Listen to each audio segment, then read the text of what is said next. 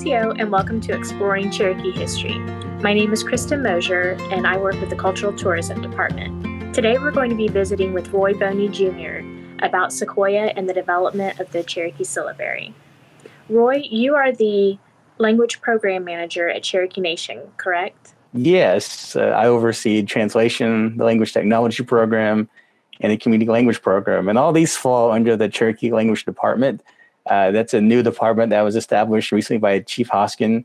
And we have a new executive director of that program, Howard Payton. So this all falls under him. Well, so I wanted to have you on today so that we could discuss a little bit about Sequoyah. So this year is the 200th anniversary of the formal introduction of the syllabary to the Cherokee people. And a lot of people may not know the origins of the syllabary or how Sequoyah was inspired or what he did to develop it. So what do we know about Sequoyah's early life?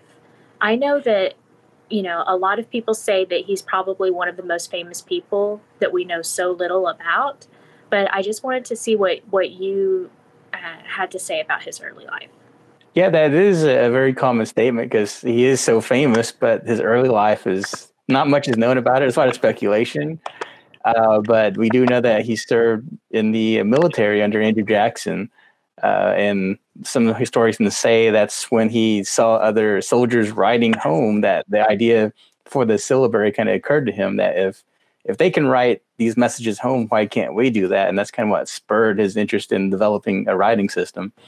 How did he start developing the syllabary? Was this something that he tried to develop a symbol for each word or a symbol for each letter? Can you tell me a little bit about that process and maybe what a syllabary is? Yeah. So at the beginning, the idea was that he would try to make a symbol for every word, but discovered that was very cumbersome to do that.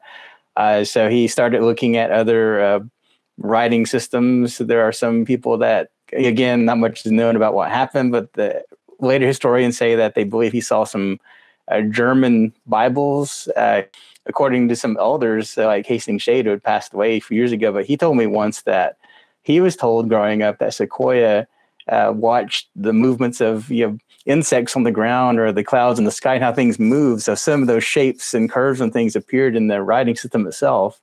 So as he went through various forms of it, initially doing the one symbol for every word and trying to identify all the various sounds of Cherokee. They say there was a version that had like some over 100 different characters, and it got whittled down to like some 90, and it ended up being at 86. So as he went, he kept refining it and identifying those really specific sounds of Cherokee, so he could add it to mark every sound with a symbol. This sounds like it would have been a huge undertaking. About how long did it take him to develop it? The estimates are roughly from 1809 to 1821. So it was quite a big chunk of time, trying to figure this out. And the famous story is that one time one of his wives set his work on fire, and so he had to start over again. There are stories about people saying that he was practicing witchcraft, with this unknown kind of magic, and so he had a lot of hardship trying to develop it. So it was really great that he persevered, and that we have what he made now. And a misconception is that it's an alphabet. It's not. It's actually it's a modified syllabary, and what that means is that there are syllable sounds like ga, ha, those kinds of sounds versus just an alphabet, which has like the consonant sound, like a P sound or F sound or something like that. So it's a combination of a consonant and vowel, but there are also some vowels in it, standalone vowels, and there are also there's the S sound, which is just a S, and so that's not a syllable, but it still is given its own distinct glyph.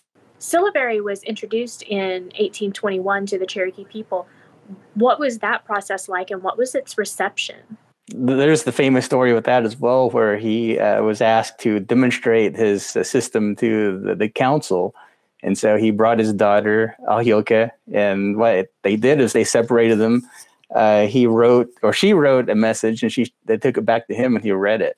And so that demonstrated that this actually worked. And once the council saw that, and then the people saw that, they really latched onto it pretty quickly. And the stories go that literacy spread really quickly because the system itself made a lot of sense to Cherokee speakers. So it was very easy to learn. I mean, 86 characters sounds like a lot, but once the system itself as a speaker, the people at the time would see that, they understood the method of it. So that's why it caught on so quickly. What can you tell me about adapting the syllabary to print? I know that the Cherokee Nation started publishing their own newspaper in 1828. So was the syllabary as it was originally developed used, or did it have to be adapted to fit to the printing press? Yeah, there was a long process of modification to it. Initially, Sequoyah developed a handwritten cursive style of syllabary. A model of that you can see that in the Gilcrease Museum. They actually have a document that he wrote, and it actually has a signature on it. So it's one of the few documents we have from him that we know it's him.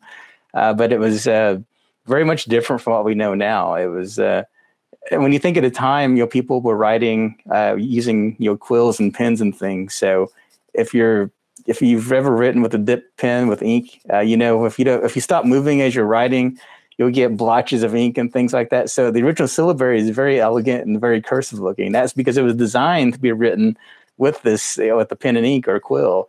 But as it went among the communities, if you think about the time frame, 1821 is when Cherokee Nation officially adopted it as a writing system. And it wasn't until 1827 when they did the very first printing, which was in a newsletter, which had the first 5 lines of Genesis printed in syllabary. So in that time frame, it modified. It went from the cursive to the print that we see now. And as it developed, Sequoyah made the initial invention, but there were several other people that helped with that, like the missionary Samuel Wooster, George Lowry, Charles Hicks. Some other these Cherokees actually helped modify it to where we got it now. Okay, so the syllabary by nature actually worked really well for words that were already in the Cherokee language. We know from historical accounts that it was at least somewhat easy for people to learn if they already spoke Cherokee. What can you tell me about the creation of new words, especially now that we're in the digital age?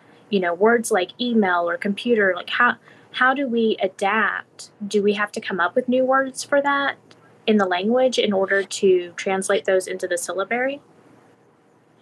Yeah, there's a whole process that we have now formally. The Cherokee Nation, the United Kituah Band, and the Eastern Band of Cherokees have a quarterly meeting of Cherokee speakers called the Cherokee Language Consortium. And what they do is they meet, and if there are any new terms that need to be developed, they'll discuss it and they'll vote on it. And these terms, these requests come from like our schools. We have, the Cherokee Language Immersion School. So if the teachers are going to do a science lesson or something, they need new terms made, they'll submit these terms to the group and they'll vote and come up with these. Some of these words just kind of happen organically. Some are, formally decided on like this. So when you have a word like a term, for example, like email, our translation team met and discussed some ideas, and they took those ideas to the consortium. And so that word is Anagalis Gohuel, which means like lightning paper. So you kind of see the thought process behind what goes in the creation of new words. This obviously email did not exist before. So from a Cherokee perspective, they decided, well, like, what about something that's really quick? And they thought of lightning. And, it's writing, so it's like paper. So this idea of lightning paper is something that travels really fast to send messages. So this of new words, it's very fascinating to watch because these are being developed by Cherokee speakers.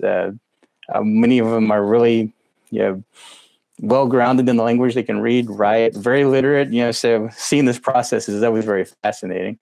Now, both the Android and the Apple operating systems can be I guess you can change the settings so that you can read your Facebook, email, and things like that in the Cherokee syllabary.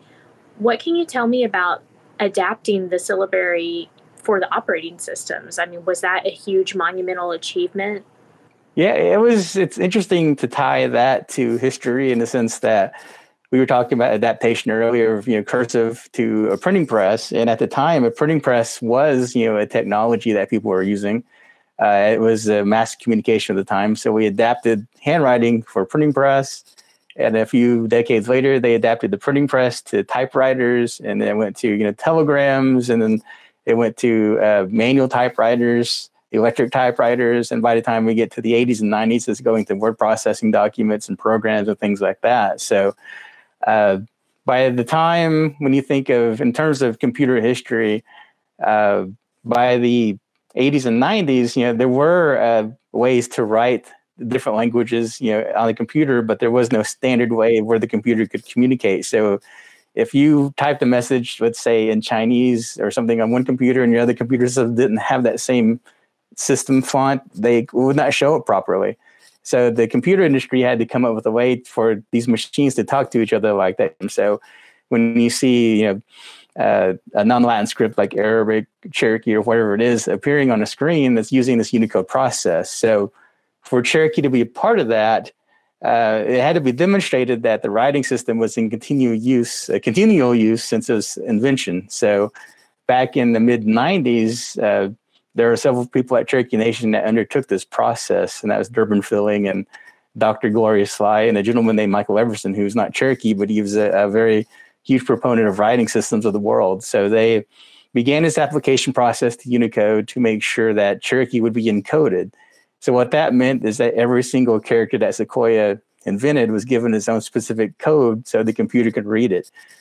And so that code is put on every device now. So laptops, phones, tablets, video game consoles, or anything that's electronic that displays a writing system has Unicode in it. So Cherokee now can be seen in all these devices across the world now. So what happened is initially when they made that application process in the mid-90s, it took a few years for them to approve it. So by the early 2000s, it finally met approval. And that's when Apple and Microsoft started putting the font and the way to type on the computers or type the characters on the computers on their systems. So it was a long process, and it took a while for our own community to adopt it. And once we started using it on the laptops and desktops, when smartphones came out and tablets, that was the next evolution. So we started working with these companies like Apple and Microsoft and Google to make sure their systems supported the Cherokee, and they could because of this Unicode system that they all use. So the biggest task really was working with them to develop fonts that would show up properly on the screens. So as we mentioned before, this year is the 200th anniversary of the introduction of the syllabary to the Cherokee people. What can you say about this milestone and what it means to Cherokee Nation or Cherokee speakers from any of the three Cherokee tribes? Yeah, they always say Cherokees are some of the most documented people in history because of our long history with treaties and things and even writing systems and because of Sequoyah. But there's always been a lot of conflict and division, and people decide or disagree on what being Cherokee is, or if that's Cherokee or if that's Cherokee. There's all these divisions and commentaries and things, but one of the things that really unites everybody is the syllabary. That's one of the most universal things of Cherokee identity out there. People see the syllabary and they say, well, that's Cherokee. That's one thing that everyone seems to agree on, despite political differences or whatever it is. So I think it's fascinating to see this invention by Sequoyah enduring so well, and it's always been a uniter for everyone. That's great. So what is the status of the syllabary today? I mean, you mentioned the immersion school earlier.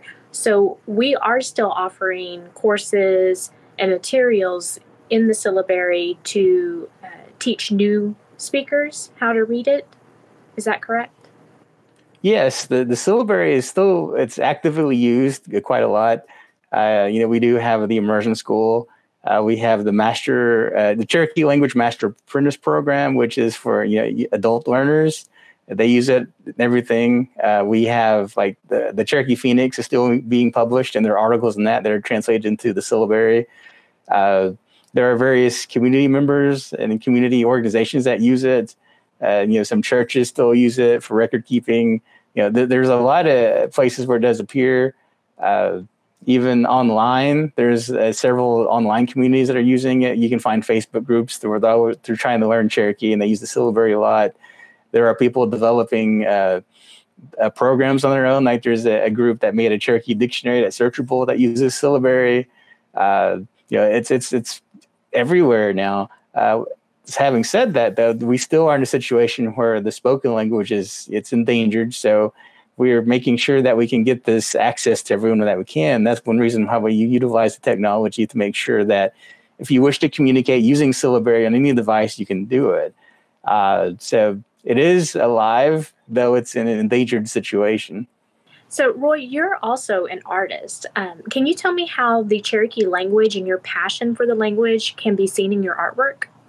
Yeah, I incorporate the syllabary quite a lot into my work, whether it's actually in the image itself or I might name the pieces in syllabary. But it's one reason I do that is, I have a really strong interest in the Cherokee language. I come from family Cherokee speakers. Just a long line there. I'm a learner myself, but I'm fascinated by Sequoyah as a historical figure because, as we mentioned earlier, there's so much that's unknown about him, and he's such a famous Cherokee person. And so his portrait is very well known, and so I do a lot of artistic takes of that portrait. I may put him in a different setting or a different style or just a different representation of him. So I've had friends joke that I'm obsessed with Sequoyah because I draw him so much, but it leads to my passion for the language. So I'm always doing a lot of research about him and his history and the writing system itself. Well, thank you so much for joining us today, Roy. I know our viewers have really enjoyed hearing about the history of Sequoyah and his development of the Cherokee Syllabary. Yeah, what else? If you want to learn more about Sequoyah, you can visit the Sequoyah's Cabin Museum in Sallisaw, Oklahoma. Or if you want to learn more about Cherokee language, you can also visit the Language Department's website at language.cherokee.org.